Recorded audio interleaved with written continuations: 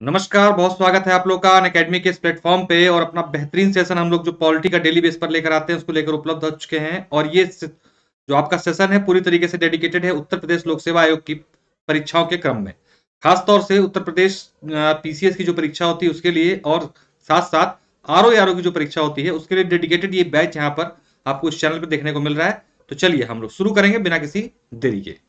तो भारत का उपराष्ट्रपति के संदर्भ में यहाँ पे हम लोग थ्योरी वाली चैप्टर जो देख रहे हैं उसको उसी के लिए सेशन है ये। इनके थ्योरी सेक्शन को यहाँ पे देखेंगे, साथ में कुछ एमसीक्यूज भी हो सकेगा तो ट्राई जरूर करेंगे यहाँ पर। मेरा नाम प्रशांत शुक्ला है, मैंने एमए किया है लोक प्रशासन विषय, साथ में एलएलबी हूँ। 4 वर्षों का टीचिंग एक्सपीरियंस है। उत्तर प्रदेश लोक सेवा की परीक्षाओं के क्रम में वैकल्पिक विषय लोक प्रशासन और जीएस मेंस पेपर 2 आप लोग के लिए लेकर आता हूँ। अनअकैडमी की किसी भी कोर्स में एडमिशन लेने के लिए आपको रेफरल कोड मेरा कोड PS10 यूज करके 10% डिस्काउंट प्राप्त कर सकते हैं। तो भारत के उपराष्ट्रपति, चलिए एक एक करके समझने का प्रयास करेंगे कि क्यों उपराष्ट्रपति का पद जो है हमारे लिए उपयोगी है, और अगर उपयोगी है तो किस प्रकार से है, क्यों जो है संविधान में इस पद को सम्मिलित किया गया, और क्या क्या काम है इनके। इन सभी चीजों पर एक डिटेल्ड एनालिसिस यहाँ पर हम लोग पर्टिकुलर यहाँ पर करने का प्रयास जो है मेरे द्वारा आप लोगों तक करेंगे। तो भारत के उपराष्ट्रपति, देखिए संविधान के अनुच्छेद 63 से लेकर 71 तक, कंप्लीट 63 से लेकर 71 तक जो है भारत के उपराष्ट्रपति पद के संबंध में विभिन्न प्रकार के प्रावधान यहां पर किए गए हैं। जो भारत का उपराष्ट्रपति हैं उनकी तुलना अमेरिका के उपराष्ट्रपति से की जाती है, लेकिन वो गलत है, क्योंकि जो अमेरिका के उपराष्ट्रपति हैं वो एक अलग प्रकार से कार्य करते हैं। भारत के जो उपराष्ट्रपति हैं उनका कर्तव्य एक अलग है। खास बात यहां पर एक चीज बताते हुए चले आपको आगे कि जो भारत के उपराष्ट्रपति हैं अगर देखा जाए तो उपराष्ट्रपति के रूप में किसी प्रकार के कर्तव्यों का निर्वहन वो नहीं करते हैं, सिवाय कि जब राष्ट्रपति अनुपस्थित होते हैं तो एज अ कार्यवाहक राष्ट्रपति कार्य करते हैं। तो जो भारत के उपराष्ट्रपति हैं मेनली जो इनका काम होता है वो होता है राज्यसभा के सभापति के रूप में कार्य करने का। तो आइए आगे बढ़ते हैं। देखिए यहाँ पे लिखा जो मैंने बताया अमेरिका के राष्ट्रपति से की गई है, लेकिन वस्तुतः जो है थोड़ा उसमें अंतर है। भारत के उपराष्ट्रपति वस्तुतः उन विरल स्थितियों में राष्ट्रपति के कर्तव्यों को निभाने के लिए चुना गया, जैसा मैंने अभी आप लोगों को बताया। अब इनका निर्वाचन किस प्रकार से होता है इसको देख लेते हैं। इनका निर्वाचन के बारे में जो प्रावधान किया गया है आर्टिकल 66 में किया गया है। ठीक है, कहां पर सीधे सीधे क्वेश्चन एग्जाम में आते हैं। उपराष्ट्रपति के निर्वाचन संबंधी प्रावधान संविधान के अनुच्छेद में वर्णित है। तो आर्टिकल 66 में क्या है कि इसमें बात की गई कि उपराष्ट्रपति का जो निर्वाचन होगा वो किस प्रकार से होगा। इस संबंध में प्रमुख प्रावधान जो है निम्नलिखित है। कौन कौन सी शर्तें हैं जिसको पूरी करने के बाद ही कोई व्यक्ति भारत का उपराष्ट्रपति बन सकता है, एक एक करके देखेंगे। तो सबसे पहले वह क्या होना चाहिए, भारत का नागरिक होना चाहिए।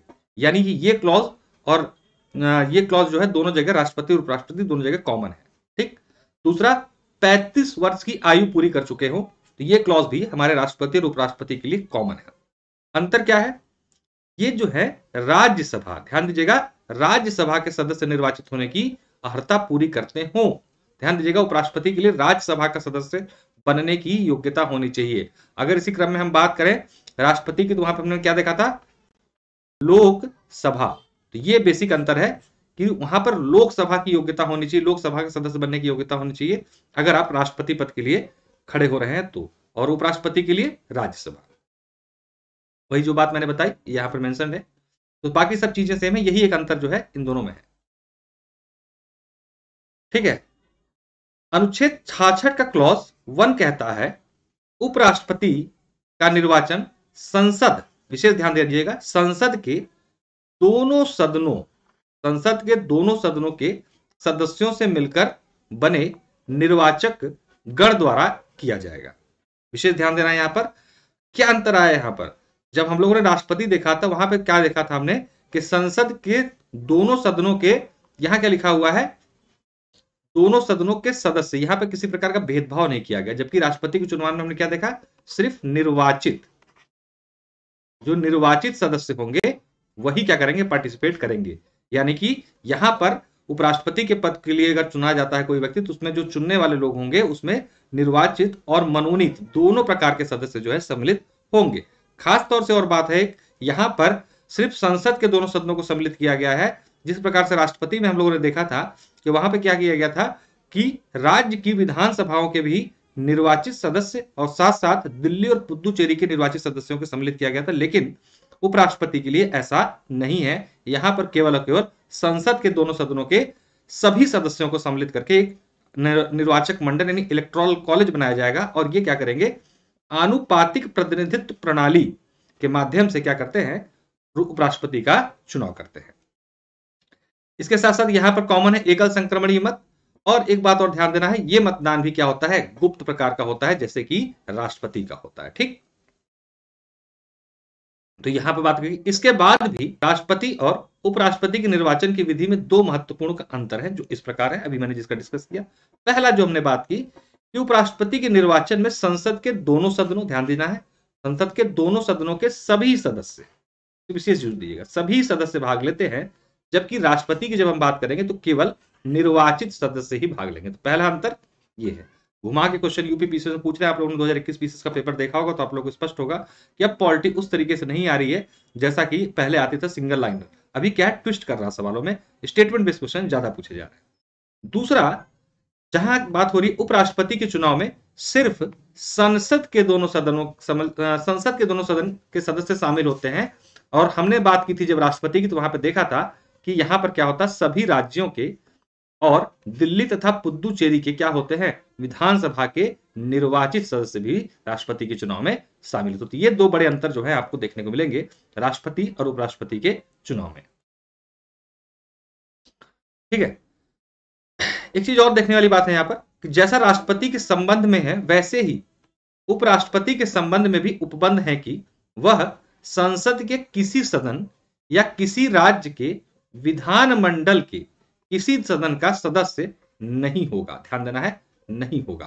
ठीक, ये बात राष्ट्रपति और उपराष्ट्रपति दोनों जगह कॉमन है कि अगर मान लीजिए 1% अगर हैं, वैसे तो नहीं होना चाहिए, अगर है मान लीजिए वर्तमान में किसी भी सदन के सदस्य, तो जिस दिन से आप राष्ट्रपति या उपराष्ट्रपति बन जाते हैं उसी दिन से मान लिया जाता है कि आपके उस सदन की सदस्यता क्या होती है, समाप्त हो गई। ठीक है, तो ये एक जो है कॉमन पॉइंट दोनों जगह देखने को मिलता है। ये मेंस में भी अंतर क्वेश्चन आ जाता है कि राष्ट्रपति उपराष्ट्रपति पदों की तुलना कीजिए, कैसे राष्ट्रपति और समानता कीजिए या अंतर स्पष्ट कीजिए, इस तरीके की चीजें भी मेंस में पूछी जाती हैं। प्रीलिम्स में तो सीधे क्वेश्चन आपको स्टेटमेंट बेस्ड के रूप में पूछे जाते रहे। राष्ट्रपति की तरह उपराष्ट्रपति बनने के लिए भी शर्त यह है कि उम्मीदवार भारत सरकार या किसी राज्य सरकार या स्थानीय प्राधिकारी या अन्य प्राधिकारी के अधीन लाभ के पद, ध्यान दीजिएगा, लाभ के पद, ऑफिस ऑफ प्रॉफिट धारण न करता हो। ठीक है, ये दोनों जगह कॉमन है। अब लाभ का पद मैंने आप लोगों को संसद वाले चैप्टर में बताया हुआ है। ठीक है, तो लाभ के पद में एक अपवाद है। क्या अपवाद है, इसको देख लीजिए। इसमें स्पष्टीकरण भी किया गया है कि अनुच्छेद के प्रायोजनों के लिए कोई व्यक्ति सिर्फ इसलिए लाभ का पद धारण करने वाला नहीं समझा जाएगा कि वह भारत के राष्ट्रपति, उपराष्ट्रपति, किसी राज्य के राज्यपाल या केंद्र सरकार अथवा किसी राज्य सरकार में क्या है, मंत्री का पद धारण करता है। समझिए इस पॉइंट को क्या कहने का मतलब है। मान लीजिए हम लोग क्या प्रावधान संविधान में है, यह है कि कोई व्यक्ति कितनी बार भी राष्ट्रपति के लिए और कितनी बार भी उपराष्ट्रपति पद के लिए चुनाव लड़ सकता है। तो वर्तमान में मान लीजिए कोई व्यक्ति राष्ट्रपति है, अब फिर से उसको राष्ट्रपति चुनाव लड़ना है, तो क्योंकि वो राष्ट्रपति ऑलरेडी है, क्योंकि सैलरी उनको मिल रही, भत्ते पर मिलती हैं, तो ऐसी दशा में आप इस वजह से सिर्फ उस व्यक्ति को अयोग्य नहीं घोषित करोगे कि वो लाभ के पद पे है, वो सैलरी ले रहा है गवर्नमेंट से। लाभ का पद उसी पद को बोला जाता है जहां से भारत के राजकोष से जो है सैलरी जाती हो, यानी कि संचित निधि से सैलरी जाती हो। तो ऐसे क्रम में यहां पर कुछ जो है अपवाद रखे गए हैं कि अगर इन पदों पर कोई व्यक्ति आसीन है तो केवल इस आधार पर उसको लाभ का पद नहीं गिना जाएगा। ठीक है, तो ये स्पष्टीकरण को ध्यान रखिएगा। ट्विस्ट करके अगर क्वेश्चन पूछता है तो ऐसे में आप लोगों के लिए जो है ये महत्वपूर्ण हो जाता है। निर्वाचन से जुड़े कुछ अन्य उपबंध भी हैं, क्या देखते हैं इसके बारे में हम देख लेते हैं। उपराष्ट्रपति पुनः निर्वाचित होने के लिए अपनी उम्मीदवारी पेश करता है, जैसा कि मैंने अभी आपको बताया। भारत के जो पहले उपराष्ट्रपति थे कौन, डॉक्टर सर्वपल्ली राधाकृष्णन, 2 बार जो है इस पद पर निर्वाचित हुए थे। उसके बाद 2012 में डॉक्टर हामिद अंसारी भी दूसरी बार उपराष्ट्रपति पद के लिए निर्वाचित हुए। तब तक कुल मिला के ये 2 ऐसे व्यक्ति हैं जो 2 बार उपराष्ट्रपति के पद पर निर्वाचित हो चुके हैं। क्लियर? यह प्रावधान भी इसमें किया गया है कि उपराष्ट्रपति पद के लिए निर्वाचन की प्रक्रिया पूर्व उपराष्ट्रपति के पदमुक्त होने से पहले ही पूर्ण कर ली जाएगी। ध्यान देना इस बात का कि पहले से ही पूर्ण कर ली जाएगी ये बात। जैसे कि मान लीजिए कार्यकाल खत्म होने वाला टेन्योर, तो उस टेन्योर खत्म होने से पहले पहले ही पूरा इलेक्शन प्रोसेस इनका कर लिया जाएगा। एक अंतर है यहाँ पर, यदि उपराष्ट्रपति के पद उसकी मृत्यु, त्यागपत्र या पद से हटाए जाने या किसी अन्य कारण से खाली हुआ है, तो उसके पद को भरने के लिए निर्वाचन यथाशीघ्र, ध्यान दीजिएगा शब्द पे, एज सून एज पॉसिबल जो है कराया जाएगा।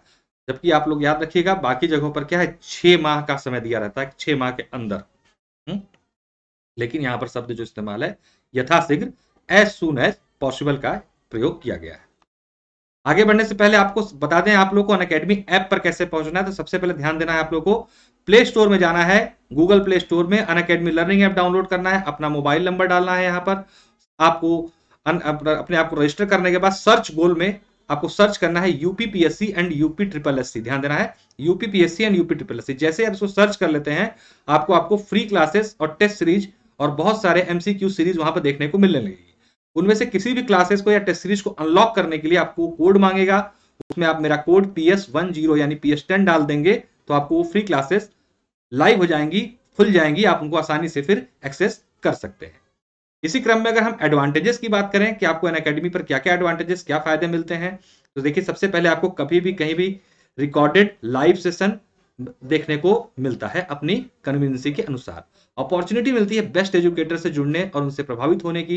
एक्सेस मिलता है मल्टीपल कोर्सेस में, एक ही साथ आप मैक्सिमम, जैसे एक ही सब्जेक्ट पॉलिटी पढ़ा रहा हूं मैं, तो आपके पास 3-4 ऑप्शन होते हैं कि आप मेरा समझ में आता है मुझसे पढ़िए, नहीं समझ में आता है दूसरे टीचर उपलब्ध हैं सेम प्रोसेस पे, सेम प्लेटफॉर्म पे। तो आपके पास मल्टीपल चॉइसेस मिलते हैं टीचर्स के लिए और सब्जेक्ट के लिए।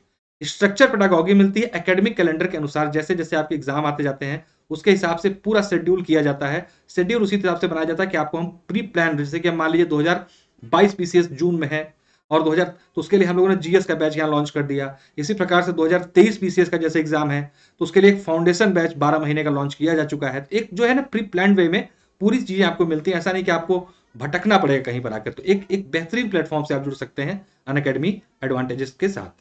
इसके साथ साथ आपको मिलता है strategy session, master classes, unlimited quizzes मिलती हैं जिसको आप भी होस्ट कर सकते हैं। स्टडी मटेरियल पीडीएफ फॉर्मेट में multiple live doubt clearing sessions आपको देखने को मिलते हैं। मतलब कि हर तीसरी के बाद जो फोर्थ क्लास होगी वो आपकी हमेशा कैसी होगी, डाउट सॉल्विंग क्लास होती है प्लस पर। ये एकदम फिक्स पैटर्न है। तो आप 30 के बाद जो चौथी क्लास होंगे, तो पिछले 3 क्लासेस में जो भी आप डाउट हो उसको आप पूछ सकते हैं, मौखिक रूप से भी, बाई मैसेज भी। अब देखते हैं उपराष्ट्रपति की पदावधि तथा उनको पद से हटाए जाने की प्रक्रिया क्या है। तो उपराष्ट्रपति की पदावधि भी कितनी है, 5 वर्ष है। ध्यान देना है 5 वर्ष है, किंतु 2 आधारों पर इस अवधि से पहले भी नहीं पदमुक्त किया जा सकता। पहला क्या है, राष्ट्रपति को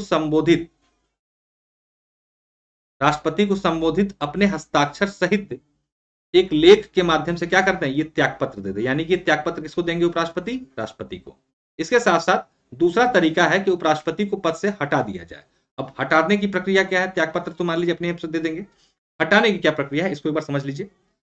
देखिए जब उपराष्ट्रपति को हटाया जाता है तो कम से कम 14 दिन पूर्व, 14 डेज, 14 दिन पूर्व क्या होती है, इसकी इस आशय की सूचना जो है उपराष्ट्रपति को आवश्यक रूप से प्रदान की जाती है कि भाई आपको अब इस प्रकार से एक संकल्प लाके हटाने की प्रक्रिया की जाएगी। ठीक है, इस ऐसा जो संकल्प होगा वो राज्यसभा में ही रखा जा सकता है। विशेष बात ध्यान दीजिएगा, जैसे कि राष्ट्रपति वाले में हमने बात की थी कि लोकसभा और राज्यसभा कहीं पर भी क्या कहते हैं कि उनके विरुद्ध संकल्प लाया जा सकता है इम्पीचमेंट के लिए। लेकिन यहाँ पहली बात इम्पीचमेंट नहीं है, दूसरी बात इनको हटाने के लिए जो संकल्प रेजोल्यूशन लाया जाएगा वो केवल शुरुआत कहां से होगी, राज्यसभा से होगी। ठीक है, और उसके आधार पर कोई भी ऐसा कारण हो सकता है जिसे राज्यसभा उचित समझती हो, उस आधार पर संकल्प लाके प्रक्रिया को शुरू कर सकते हैं।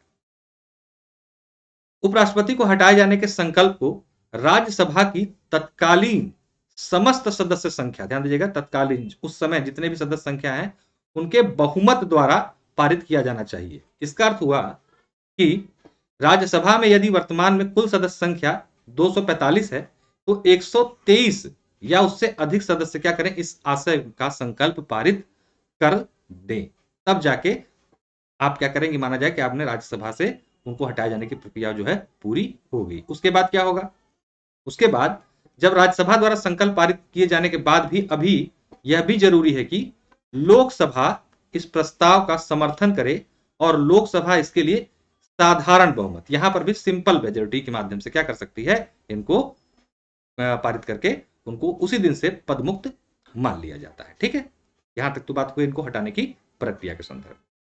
अगर हम बात करें उपराष्ट्रपति के कार्यों की, अनुच्छेद 64 और 65 में क्या किया गया है, 64 और 65 में राष्ट्रपति के कार्यों के बारे में वर्णन किया गया है। अब खास बात यहां पर यह है कि उपराष्ट्रपति के पास उपराष्ट्रपति के अनुरूप संविधान में कोई कार्य ही नहीं दिए गए हैं, एक कार्य को छोड़कर कि राष्ट्रपति जब नहीं होंगे तो उनकी जगह कार्यवाहक राष्ट्रपति का कार्य करेंगे। लेकिन बेसिक काम क्या करते हैं इसको देखते हैं, आइए देखते हैं। उपराष्ट्रपति के कार्य दो प्रकार के हैं। मूलतः उसका कार्य राज्यसभा के सभापति के तौर पर दायित्वों का निर्वहन करना है। तो एक बात ध्यान रखिएगा, स्पष्ट है आर्टिकल 64 में कि जो भी भारत का उपराष्ट्रपति बनेगा वो क्या होगा, राज्यसभा का पदेन सभापति होगा, एक्स ऑफिसियो चेयरमैन। इसका क्या मतलब होता है पदेन सभापति का, मतलब कि जो भी उपराष्ट्रपति के पद पर होगा वो ऑटोमेटिकली क्या होगा, राज्यसभा का सभापति बन जाएगा।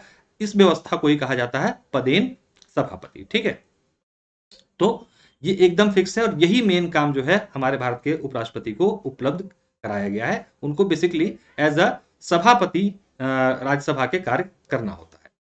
राज्यसभा के सभापति के तौर पर वह राज्यसभा की बैठकों की अध्यक्षता करते हैं। ध्यातव्य है कि उपराष्ट्रपति राज्यसभा के सदस्य नहीं होते, ध्यान दीजिएगा, उपराष्ट्रपति राज्यसभा के सदस्य नहीं होते हैं। ये अलग है कि उनको राज्यसभा का सदस्य होने की योग्यता होनी चाहिए अगर आपको उपराष्ट्रपति का चुनाव लड़ना है तो।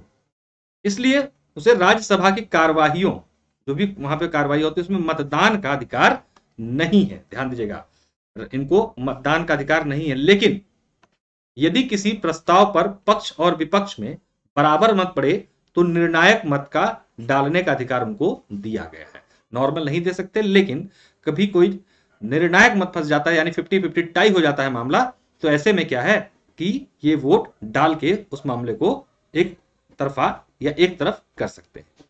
यह ठीक व्यवस्था वैसी है जैसे हमारे अमेरिका के संविधान। उपराष्ट्रपति का दूसरा कार्य है वो क्या है, आकस्मिक स्थितियों में राष्ट्रपति के पद का निर्वाह करना।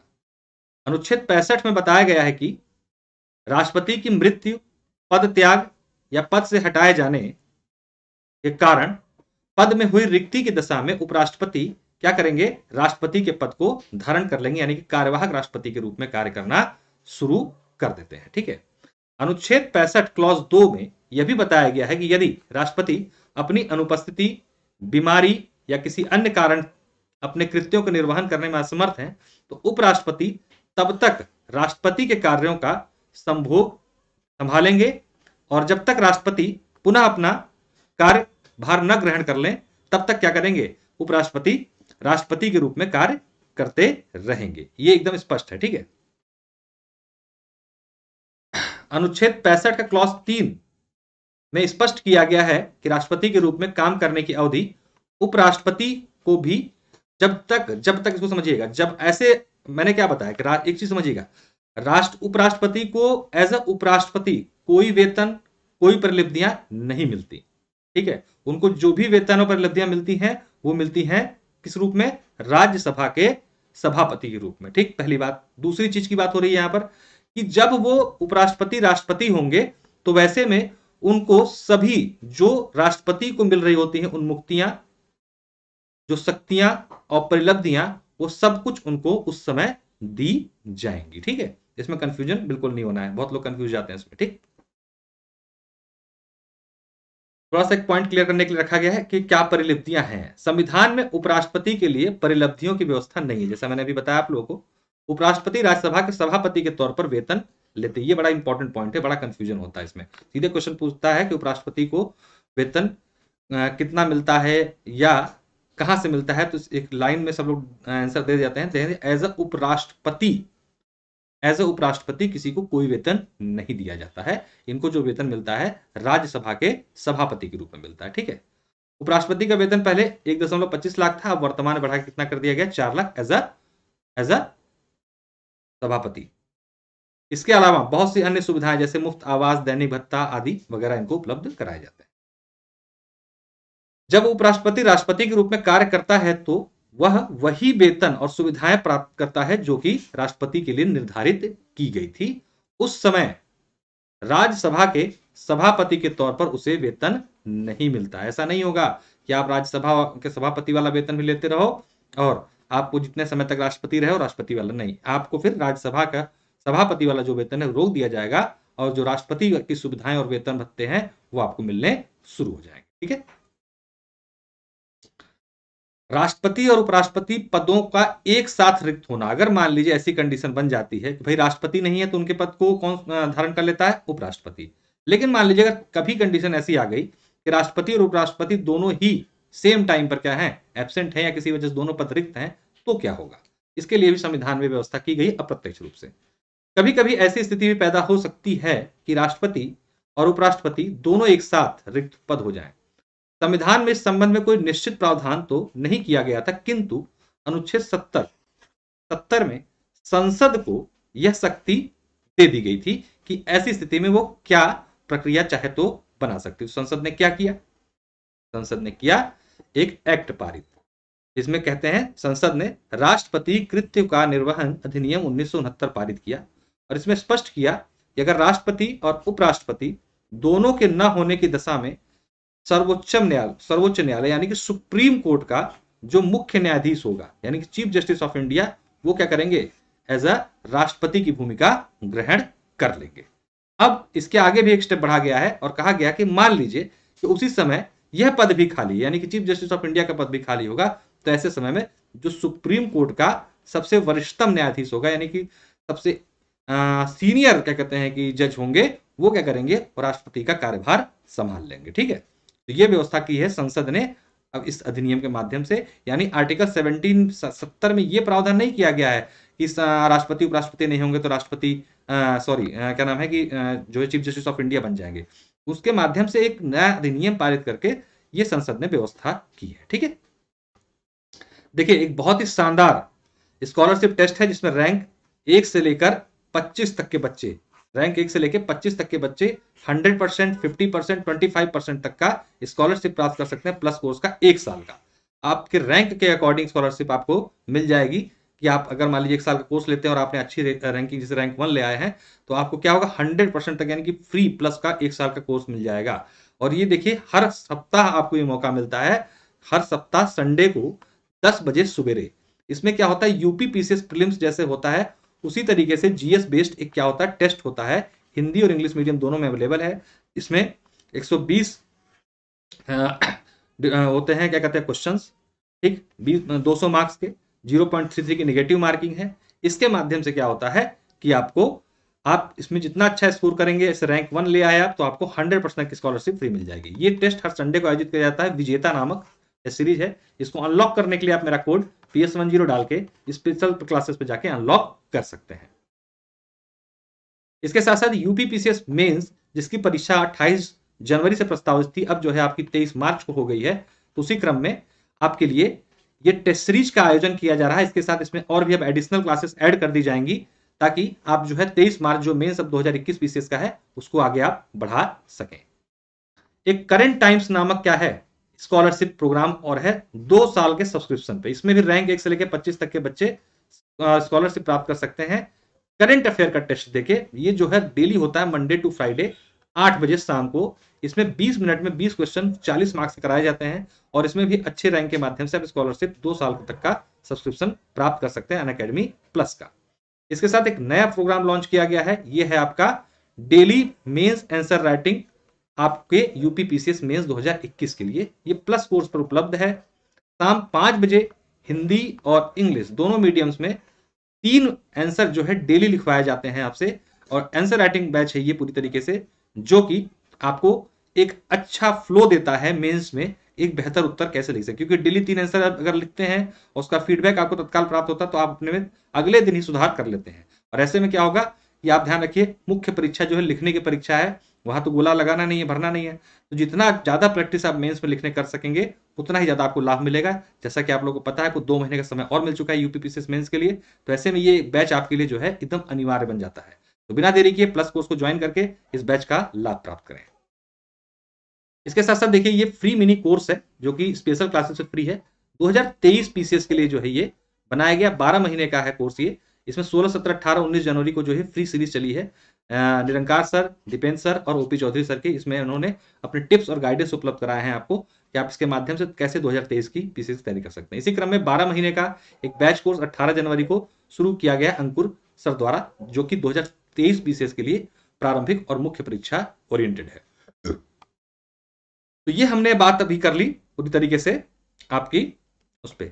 फिर मैंने क्या किया है, यहां पर इसको सॉर्ट कर दिया। जो हमने पूरा कंटेंट देखा है ना, उसको सॉर्ट किया है, क्योंकि जहां से सीधे सीधे क्वेश्चन आते हैं तो उतने कंटेंट के अलावा शॉर्ट कंटेंट है जिसमें आर्टिकल मेनली जो है फोकस किए गए। आर्टिकल 63 क्या कहता है कि भारत का एक उपराष्ट्रपति होगा।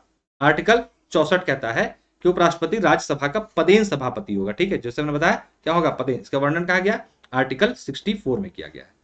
भारत में उपराष्ट्रपति पद का प्रावधान हमने कहां से लिया है, अमेरिका के संविधान से लिया है। इस बात का ध्यान दीजिएगा, कहां से लिया है, अमेरिका के संविधान से। योग्यताओं के संदर्भ में जो बात की गई आर्टिकल 66 के क्लॉज 3 में की गई है। पहली बात 35 साल के होने चाहिए। राज्यसभा का सदस्य, विशेष ध्यान देना है यहां पर, राज्यसभा का सदस्य निर्वाचित होने की योग्यता इनके अंदर होनी चाहिए। और उपराष्ट्रपति पद के लिए प्रत्याशी का नाम जो होगा ना, न्यूनतम 20 मतदाताओं द्वारा क्या होगा, प्रस्तावित होगा, और 20 मतदाता द्वारा ही क्या होगा, अनुमोदित होगा। ये एक अनिवार्य तथ्य है। इसके अलावा आपको जो ऊपर की 2 शर्तें हैं, उसके अलावा तीसरी शर्त ये भी है कि उसका नाम जो होगा 20 मतदाता प्रस्ताव रखेंगे उस संदर्भ में कि हाँ फलाने को हमें क्या करना है, उपराष्ट्रपति बनाना है, और 20 अन्य, वही नहीं अन्य 20 लोग क्या करेंगे, अनुमोदित करेंगे इसको। 66(1) क्या करता है, वही जो बताई मैंने आप लोगों को कि एक इलेक्टोरल बनाते हैं, संसद के दोनों सदनों के सभी सदस्य मिलकर क्या करते हैं, इनका चुनाव करते हैं। 67 उपराष्ट्रपति का कार्यकाल निर्धारित करता है 5 वर्षों का, जो कि सेम कैसा है, राष्ट्रपति जैसा है। और उससे पहले भी क्या कर सकते हैं, ये राष्ट्रपति को अपना त्यागपत्र दे सकते हैं। संविधान में कार्यवाहक उपराष्ट्रपति, इस बात की विशेष ध्यान दीजिएगा, कार्यवाहक उपराष्ट्रपति नियुक्त किए जाने का कोई प्रावधान नहीं है। मतलब कार्यवाहक राष्ट्रपति तो है संविधान में, लेकिन कार्यवाहक उपराष्ट्रपति की आवश्यकता नहीं महसूस की गई संविधान बनाने वालों के द्वारा, तो उन्होंने इस प्रकार का कोई प्रावधान नहीं किया। दूसरी बात, कोई व्यक्ति पुनर्निर्वाचित हो सकता है कितनी बार भी, मतलब कोई बाउंडेशन नहीं कि एक व्यक्ति इतनी बार ही उपराष्ट्रपति बन सकता है। ठीक, उपराष्ट्रपति के निर्वाचन संबंधी विवादों का निपटारा सुप्रीम कोर्ट के द्वारा किया जाता है। ठीक, किसी प्रकार का अगर विवाद है तो उसका निर्धारण सुप्रीम कोर्ट के द्वारा किया जाएगा। शपथ ग्रहण बता चुका हूं आप लोगों को कि राष्ट्रपति के द्वारा शपथ ग्रहण जो है कराया जाता है। अगर राष्ट्रपति उपलब्ध नहीं है तो राष्ट्रपति द्वारा नियुक्त किसी व्यक्ति के द्वारा क्या कराया जाएगा, शपथ ग्रहण प्रोग्राम कराया जाएगा। ठीक, एक इंपॉर्टेंट पॉइंट है, चूंकि उपराष्ट्रपति राज्यसभा का क्या होता है, पदेन सभापति होता है, अतः उपराष्ट्रपति को राज्यसभा के पदेन सभापति के रूप में ही क्या होता है, वेतन दिया जाता है। ठीक, उपराष्ट्रपति के कारण उनको वेतन नहीं मिलता। स्पष्ट है बात, ये कोई दिक्कत नहीं है। क्विक रिवीजन देखिए, बैच कोर्सेज बहुत शानदार शानदार अनअकैडमी पर लॉन्च किए जा रहे हैं और बहुत सारे बैच कोर्सेज संचालित भी हो रहे हैं। आइए उसके बारे में आपको थोड़ा सा बता देते हैं कि सबसे पहले आपको विजयी भव नाम से बैच यूपी पीसीएस मेंस 2021 के लिए ये paper 1, paper 2, paper 3, Hindi SA और पेपर 4 का बैच ये मिल रहा है। ये सारे बैचेस जो हैं आपके बहुत पहले से चल रहे हैं, अब इनमें एक्सटेंशन होगा क्योंकि पीसीएस मेंस की डेट जो है बढ़ चुकी है। तो आप लोग बिना देरी के एनरोल कराएं और लाभ उठाएं अपने पीसीएस मेंस की तैयारी में अनअकैडमी की सुविधाओं का। इसके साथ साथ देखिए recorded live session, special session आपको मिला है अनअकैडमी पर मेंस ऑप्शनल का, जिसमें पब्लिक एडमिनिस्ट्रेशन गौरव सर द्वारा, निरंकार सर द्वारा ज्योग्राफी, ये ऑप्शनल की बात हो रही है, जीएस का पोर्शन नहीं, ऑप्शनल सब्जेक्ट जो पीसीएस में होते हैं। हिस्ट्री आरके सर द्वारा, धनंजय सर द्वारा फिलोसफी, मुकेश सर द्वारा सोशियोलॉजी और अमरनाथ सर द्वारा हिंदी लिटरेचर। जितने भी टॉप एजुकेटर्स हैं आप उनके माध्यम से अपना ऑप्शनल सब्जेक्ट को कर सकते हैं अनअकैडमी के साथ जुड़कर, और बहुत ही कम फीस में आपको सोचिए ऑप्शनल जैसी चीज मिल रही है। ये अपने आप में एक वरदान है। इसी क्रम में 2023 पीसीएस के लिए जो लोग 2023 की तैयारी करना चाहते हैं अभी से जुड़ गए अनअकैडमी के साथ, वो लोग अपनी तैयारी को शुरू कर सकते हैं। इसी क्रम में 5 जनवरी 2022 को एक बैच जो है शुरू किया जा चुका है। इस बैच को आप ज्वाइन कर सकते हैं। इसके साथ साथ एक नया बैच और यूपी पीसीएस 2023 के लिए ही प्री तथा मेंस यानी प्रारंभिक तथा मुख्य परीक्षा के लिए 19 जनवरी शुरू किया जा चुका है। 12 महीने का हिंदी बैच है ये। सारे टॉप एजुकेटर्स मिलकर क्या कर अपने सेक्टर के इस बैच का संचालन करा रहे हैं।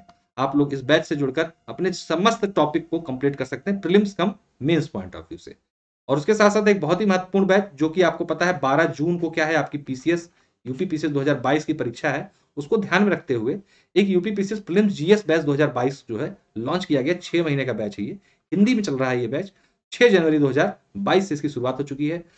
Are K sir, Anushka ma'am, Nirankar sir, Mukesh sir, Sushant sir, Deependra sir, Dhananjay sir, Manoj sir और अंकुर और अनूप सर जो है मिलकर अलग अलग टॉपिक इस पर आपसे कवर अप करेंगे और सारे टॉपिक को इन डेप्थ जाकर तैयार कराएंगे उसी पैटर्न पे जिस पैटर्न में आपने देखा कि यूपीपीसीएस 2021 और आरओ 2021 की परीक्षाएं अभी संचालित हुई हैं। प्रश्नों की उस डेप्थ में जाके यहाँ पे पढ़ाई कराई जाएगी जिस डेप्थ के क्वेश्चन अब पूछे जा रहे हैं। बच्चों में एक बहुत बड़ा कंफ्यूजन होता है और बहुत बच्चे क्लास में पूछते रहते हैं कि sir upper PCS, lower PCS, RO, UPSI, UP triple S C PET, लेखपाल, बीओ और ऑप्शनल सब्जेक्ट के लिए क्या हमें अलग अलग कोर्सेज में एडमिशन लेना होगा? तो मैं आपको बताऊं, एक सिंगल सब्सक्रिप्शन में ये सारे के सारे आपको मिल जाते हैं। आपको अलग अलग कुछ भी नहीं करना, एक सब्सक्रिप्शन लीजिए, ये सब चीजों की तैयारी है। इनमें से जिन जिन चीजों की तैयारी आप करना चाहते हैं उनकी कर सकते हैं। मान लीजिए आप अपर पीसीएस की तैयारी कर रहे हैं, जाहिर सी बात है आप लोअर पीसीएस भी देंगे तो उसके लिए थोड़ा सिलेबस अलग है उसकी तैयारी। अगर आप अपर लोअर दे रहे हैं तो जिसका मतलब है आरओ भी जरूर दे रहे होंगे, तो आप एक साथ ही इन तीनों की तैयारी कर सकते हैं। उसके लिए आपको अलग अलग जाने की जरूरत नहीं। इसी तरीके से आप मान लीजिए यूपीएसआई की तैयारी कर रहे हैं तो साथ साथ आप जरूर, इसका मतलब वनडे कर रहे हैं तो आप साथ साथ पेट की भी जरूर कर रहे होंगे, लेखपाल की भी जरूर कर रहे होंगे, बीईओ की लोग जो लोग पीसीएस तैयारी कर रहे हैं वो बीईओ के एग्जाम फॉर्म आते रहते हैं उनकी करते हैं। और आपको साथ में सबसे बड़ी बात, ऑप्शनल सब्जेक्ट अपने आप में एक जो है वाइटल रोल प्ले करता है पीसीएस की परीक्षा में, वो भी आपको इसी फीस में मिल रहा है। अब आइए बता देते हैं कितनी फीस रखी गई है। तो जो फीस है वो जो 24 महीने की फीस है वो 13,600 रुपए है और आप इसको ईएमआई पर 567 रुपए 567 मंथली पे करके भी ले सकते हैं।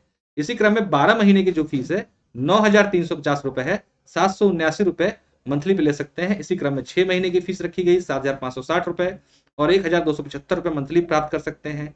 3 महीने की जो फीस है 4,250 रुपए है, 1,417 रुपए प्राप्त कर सकते हैं। इसी क्रम में 1 महीने की फीस है। ध्यान दीजिएगा, इसमें भी एक शानदार ऑफर है आप लोग को। मेरा कोड PS10 यूज करना है, आपकी फीस जो है ऑटोमेटिकली 10% डिस्काउंट होके ये जो फीस है ये दिखने लगेगी। यानी कि 24 महीने की फीस 12,240 रुपए और 12 महीने की फीस 8,415 रुपए। और ध्यान देना है 6 महीने की फीस 6,885 रुपए। आप अगर जब भी कोर्स में एडमिशन लेते हैं रिकमेंडेड है 24 महीने 12 महीने से कम पे मत लीजिएगा। कारण क्या होगा, इससे कम पे आपका किसी प्रकार का कोई भी सिलेबस पूरा आसानी से नहीं हो पाता।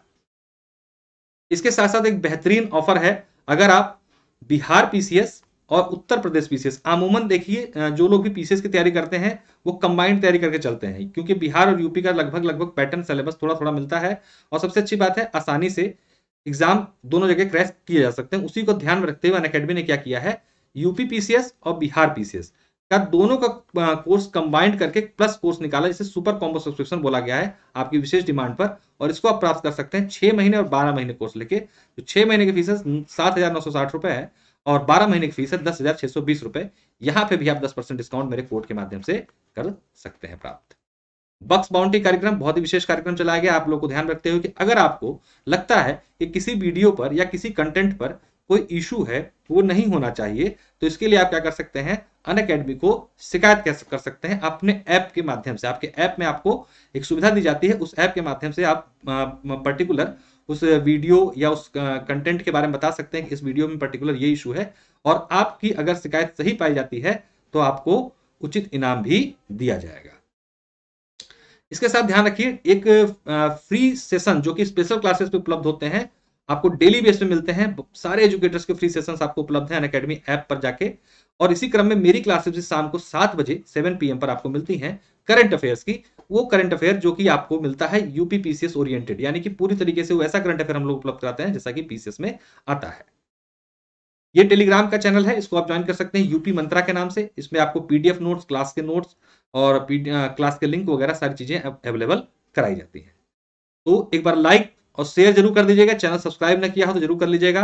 अनअकैडमी किसी भी कोर्स में एडमिशन लेने के लिए रेफरल कोड मेरा कोड PS10 यूज करके आप 10% डिस्काउंट उपलब्ध सभी ऑफर को प्राप्त कर सकते हैं। तो बहुत बहुत धन्यवाद, नमस्कार। फिर मिलते हैं अपने नेक्स्ट सेशन में। Let's crack it.